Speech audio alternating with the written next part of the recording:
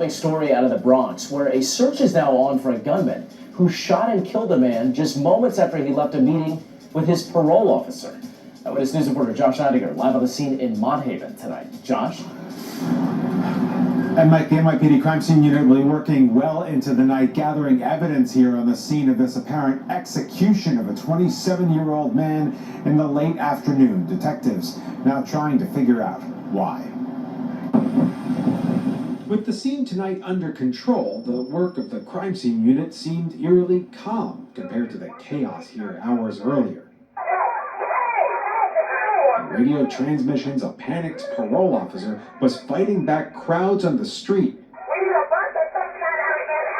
as she frantically called for an ambulance after a shooting, and a police dispatcher struggled to make sense of it all.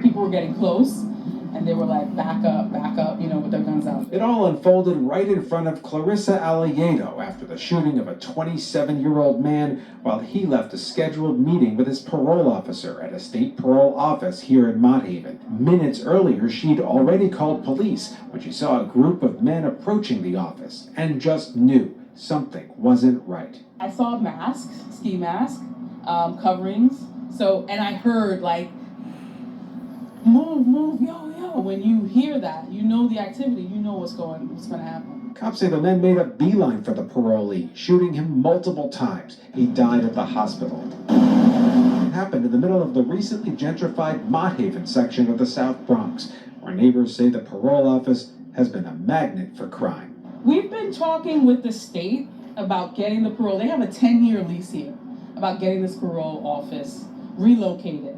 People know when a releasee is going to see their parole officer, right? And that's the time that they try to maximize and attack.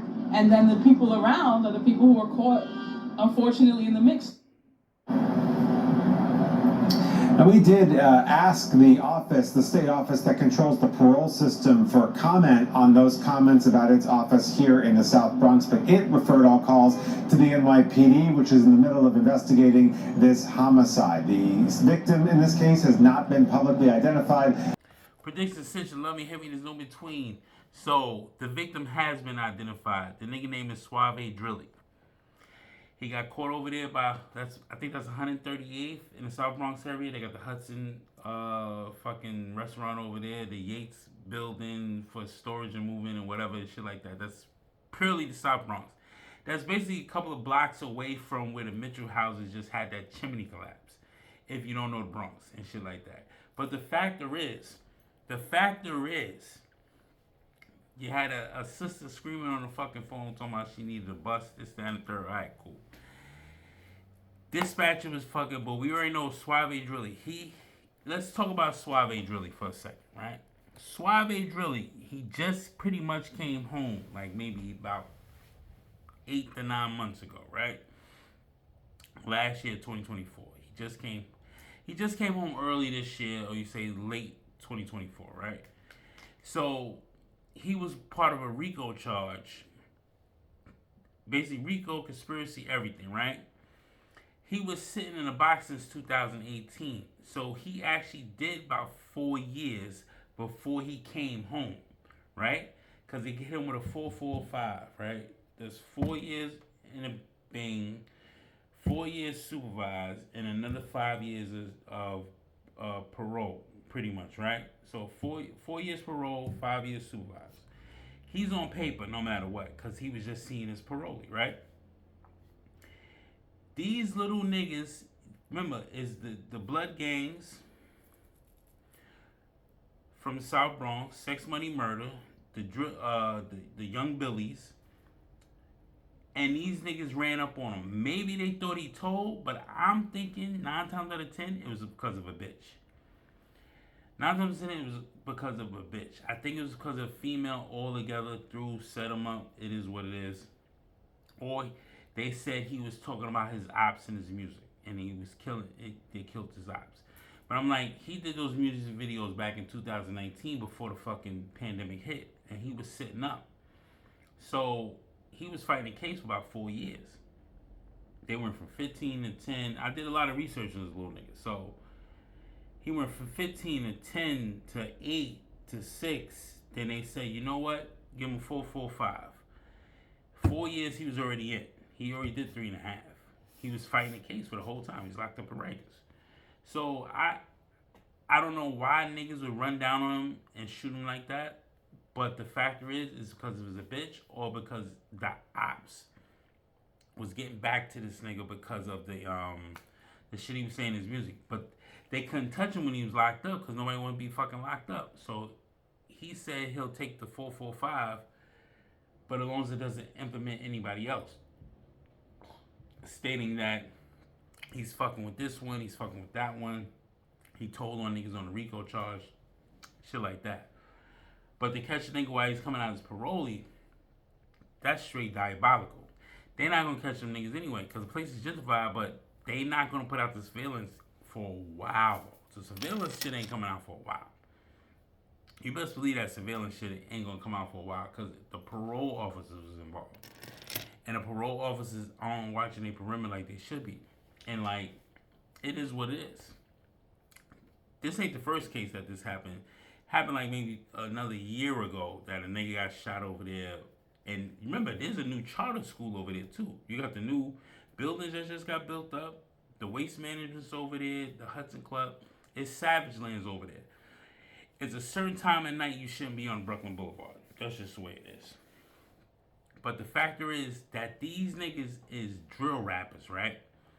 Let me put you on something in New York and just anywhere in general. These drill rappers, these niggas, spics or whatever you want to fucking call it, they shooting each other over disrespect, bro.